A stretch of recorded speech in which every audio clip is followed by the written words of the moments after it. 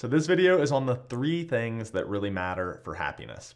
And I sometimes call it the BPR model, which stands for biology, psychology, and relationships. And as I'll walk through in this video, what you gotta understand is really like your happiness, your quality of life really comes down to these 3 things. Biology, psychology, and relationships. And I'm sometimes challenged because when I'm giving, I do a lot of speaking and training on the topic of happiness and happiness at work. And it's like, how do I get people out of there with something that they can take away in 60 minutes, or in the case of this video, like 10 minutes? And that's what I'm gonna walk you through in this video. So let's get started. Now, the fundamental idea is that happiness, like anything else in the universe, follows the laws of cause and effect, right? There are causes and conditions that lead to things. You know, if you have a seed and you have soil and you have water and sunlight, you get a plant. And so happiness is no different. If you understand the causes and conditions that lead to happiness, so you kind of identify them, and then you cultivate those causes and conditions, happiness emerges, or happiness arises. And so these are kind of the 3 biggest buckets from the research that I would say are those causes and conditions that if you water them, so to speak, you will be happier. So let's get into this model. There's really 3 things: biology, psychology, and relationships, like I said. So I just need to draw it out. You have biology, psychology, and you have relationships. So a little bit of background on each of these. Biology is kind of like the physical substance or the physical foundation for positive emotion. I mean, think about it like this. If you were a millionaire and you had all this money, you were super successful, so your psychology too was really good, you were very positive and optimistic and generally a pretty content person, and you had a great family and friends and all that, but for some reason you were stranded in like a random airport that didn't have any restaurants, and so you hadn't eaten in like 48 hours, and you were up for 2 nights in a row trying to catch flights, so you haven't slept, you haven't eaten in like 48 hours. How are you gonna feel in terms of your happiness level? Probably not very good, right? So a lot of times we have to understand is there's like a physiological foundation. Same thing if we're like super sick or we're worn out or we have an injury, we're probably not going to be all that happy.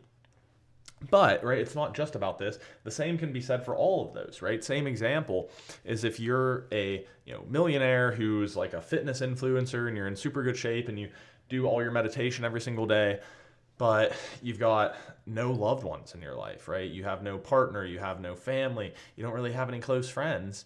You're probably gonna be kind of lonely and miserable, right? So these things all relate to one another, but this is, I believe, the foundation, right? Is your kind of biology. And there are certain factors that are non-negotiable, right? Like I said, the causes and conditions that every human being needs to flourish at a biological level. So these are things like exercise, good nutrition. I'm going to put sleep. But this is also actually some interesting study here on light and dark exposure as well. And then you might even just say health in terms of your immune system and things like that. But let's talk about some of the basic things here. So exercise. I love this thing I heard from Tal Ben-Shahar. He's a leading expert in the field of happiness studies. He said, look, if I were a therapist or something, the first question I'd ask people is just, are you exercising? And what he said was a total reframe of my perspective. He said, because it's not about even making you happier. It's just, as human beings, we are designed to move. We're designed to exercise. So if you're not exercising, you're not even at baseline levels for your mood and energy. So again, it's not even about being happier. It's like getting you to baseline levels of happiness and well-being. Gotta exercise. There's studies that show that about 3 bouts of 30 minutes of moderate intensity cardiovascular exercise are equivalent to an antidepressant in terms of their effectiveness. So the idea here is get regular exercise. I recommend probably something about 90 minutes of cardio every week, a couple of weight training sessions, and some stretching. But get exercise. Nutrition. There's some research out there that links quality nutrition, of course, to improved physical health, but also mental health. There's actually even a couple studies by a researcher I named the name of Felice Jacka that looks at how people who eat a higher amount of fiber or vegetables and kind of healthy foods in that sense tend to experience improved levels of mood and overall well-being. Of course, sleep is essential. It's a non-negotiable for our physical and mental health. And you can sometimes think of this as a little formula that I've found helpful for sleep is QQRT. This comes from Dr. Matthew Walker, one of the world's leading sleep scientists. He says sleep health is really about quantity, quality, regularity, and timing. So quantity, you need to be getting enough, probably at least 7.5 hours. It needs to be good quality, so you're not waking up throughout the middle of the night, you don't have sleep apnea, etc. Regularity, this is surprising, but it actually turns out to be quite important for our sleep health that we keep a fairly consistent schedule to the extent possible. So going to bed and waking up at roughly the same time. And then timing refers to aligning your sleep cycle with your natural disposition. Some people genetically are more like early birds. They want to get up at 5:30 and they feel really alert. Others are more night owls. They want to get up at like 9 a.m. and they feel really alert. And then, most of us are somewhere in that range. So to the extent possible, again, trying to align the timing with your natural state. Light and dark is also important. Morning sunlight helps to regulate your sleep cycles. There are studies showing that people who actually don't get adequate darkness at nighttime also have worse mental health outcomes. So your biology here is just saying, what are the basic foundational things I need to do to keep my physiology in order so that I can be happier overall? Okay?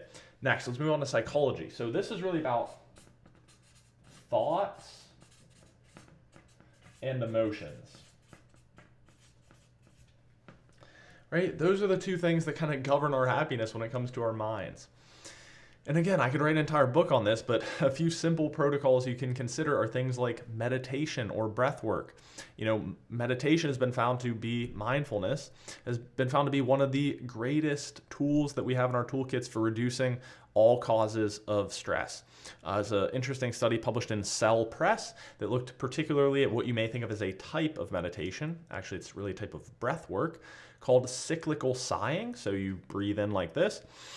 Second one, and then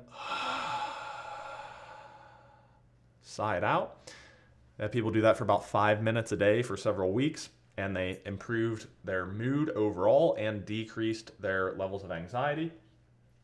Could be getting therapy, right? Or even if you don't see a therapist, learning something called cognitive behavioral therapy, which is a toolkit to help you more effectively manage negative thoughts and unhelpful mental patterns.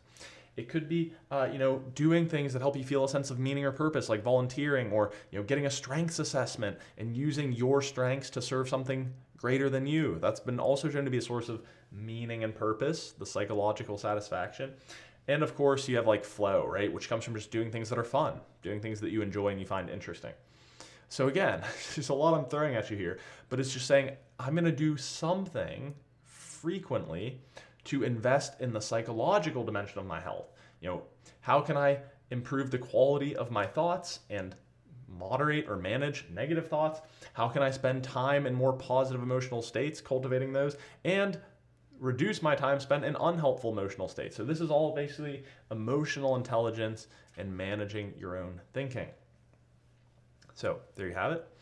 And then relationships. So this is probably the most important bucket, actually. And a mentor of mine once told me this little bit of advice. He said, you need to find a good partner. Okay, so find a partner who really you can just trust and count on no matter what. Find a partner who makes you laugh, have a good sense of humor. And find a partner who's good in bed, because that matters too. And then he said, no matter what happens though, make sure you don't let these 3 people find out about each other, because that'll be a disaster. I'm teasing. What you really need to understand with relationships, though, is that the quality of your relationships determines the quality of your life. I'll say that again. The quality of your relationships determines the quality of your life. This is, I would actually say, the number one most important variable when it comes to happiness. And the reason I say that is because the longest running of adult happiness and health from Harvard University, you can look it up. It's called the Grant Study. It's been going on for almost 100 years. They looked at people across multiple generations, all these different backgrounds, and they found that quite literally what I said, the quality of your relationships is the only really significant thing that predicts how happy you are and how long you live and how healthy you are. So again, both our health and happiness, the number one driver is the quality of your relationships. Right? So these are doing things like number one, learning what makes good relationships, communication styles, how to develop nurturing connections and trust and support, all that, but also just dedicating time to invest in those relationships. So you now have a model here, right? BPR. This is it. If you have all of these things, you're going to be really happy. And if you have none of them, or even if you're missing some of them, you're probably not going to be really flourishing. So it's like, what can we do about this? Well, I always say, time management is my favorite thing to work with people on, because it's like knowing all of this intellectually is like 10%.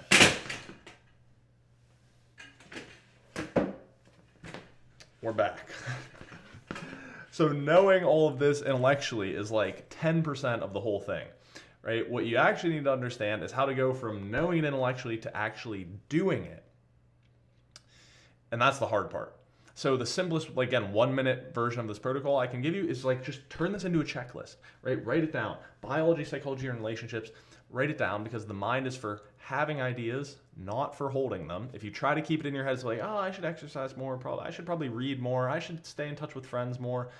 It's kind of like, how many times have you done that? You're like, yeah, I should probably do something around this, I should lose weight, I should talk to... What, you never do it. So you need to write it down. Keep it somewhere on your pillow, on your desk, something where you will engage with it every single day. There's a written plan in front of you, and then do something every single day to invest in each of these buckets, right? It's almost like each one's a little bit like a fund or an investment account, and you want to invest a little bit in each one every single day, watering the seeds of happiness. And you don't have to do this huge thing, right? It could be, hey, for 10 minutes in the morning, I'm going to get outside, get some sunlight, and go for a little jog. And then for 5 minutes, I'm going to come in, I'm going to write down a few things I'm grateful for and do a little meditation. And then for 5 minutes before I leave for work, I'm going to, say hi to my husband or wife, my son or daughter, my whoever, and just, say I love you and I'm thinking of you. And just like that. What would that do for your life if you were to do that every single day, 20 minutes? Investing in each of these three things, it would be brilliant. It would be magic. And so if you say, I don't know, about 20 minutes every single day, if you don't have 20 minutes for your happiness, you don't have a life. I'm sorry to tell you. So whether it's 20 minutes, so a weekly protocol, your gym, your exercise, your eating, you're going to therapy, your meditation, or whatever, your time spent with loved ones, do something every single day. Check off each of those 3 boxes, non-negotiable every single day, and no matter what happens, you will be happier and you'll have an amazing quality of life. But it's all about going from knowing all of this intellectually to actually doing it. And that's what the BPR model is all about, is turning this into a checklist that you're investing into each of these 3 buckets a little bit every single day. And in doing that, you will learn to be happier, because what did we say at the very beginning? Every single thing has causes and conditions, right? And so if you create the causes and conditions that lead to happiness, then happiness will arise. So there you have it. Thank you for watching this video. At the end turned into a little bit of a cluster, but that's all right. As always on this channel, well, first, here's somewhere I'm going to put it. I'll put it right here. There's a video that YouTube thinks that you'll like. But as always on this channel, I try to get really practical with the science. I also sometimes get into some of the arts and philosophy and spirituality. But in either case, it's really about giving you tools to help you be at your best and to live a happier life, which I think we all want. So thanks for watching. This has been Jackson Kirchis. I'll see you next time.